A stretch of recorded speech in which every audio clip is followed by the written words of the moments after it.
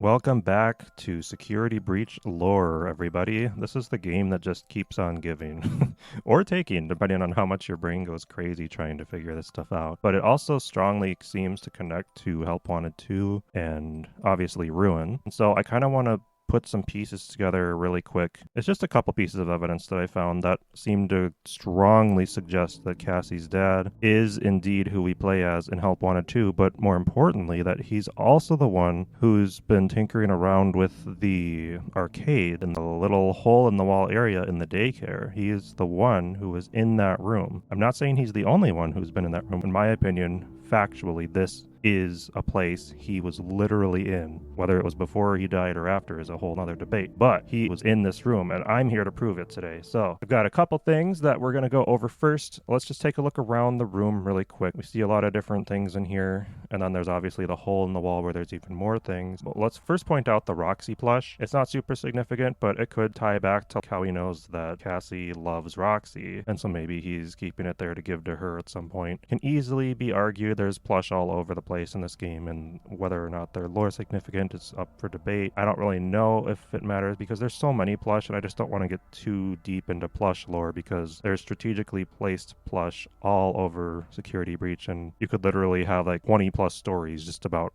plush placement in the game, so I don't really want to dig into that too much, but it is there. Next is the art on the wall. It's possible that these are things that Cassie has drawn and her dad is like bringing them to work to look at. And the only reason I bring this up is mainly because Cassie brings up in Ruin how Gregory's art is really good. And I thought maybe this is just like a funny callback to how maybe Cassie's art isn't very good. And so she's genuinely impressed with Gregory's because he can actually draw and she can't. So it's not really anything you can really take as canon because clearly the kid in the picture doesn't look like her. And I think you can even see these artworks other places in the Pizzaplex. So unless Cassie's dad printed out multiple copies of the art, it doesn't really make sense of why this would be relevant. So I'm not going to count that as something that we can be like, yeah, that's Cassie's dad for sure. But now things get a little juicier. So first of all, there's also a wet floor bot in this room here. The reason I bring this up is because there's also two wet floor bots right near where Cassie picks up the Faz wrench that she says looks just like her dad's. And I can't help but wonder if the whole floor bot thing is connected, and so both of these were areas where he was present. But if that's not convincing enough for you, let's continue on. Now for this one, you're going to have to think about what Maskbot looks like, because the current theory is that Maskbot is indeed Cassie's dad, and if that's correct, there's one defining feature that Maskbot has that would make sense that Cassie's dad also had. And if we look in this room, we find a pair of glasses. The glasses look similar to the Maskbot glasses. Again, you could easily counter this by saying, well, tons of people in the world have glasses. That is not compelling evidence. And I will agree with you there, but I do think it's strange that there's just a pair of glasses here. And you could also argue that the glasses don't look identical to Maskbot's glasses. My only counter for that would be that it's a bot, so they have to make different glasses for it, but at that point it's like, why would they even need glasses? And so you definitely had me there, but let's look a little further.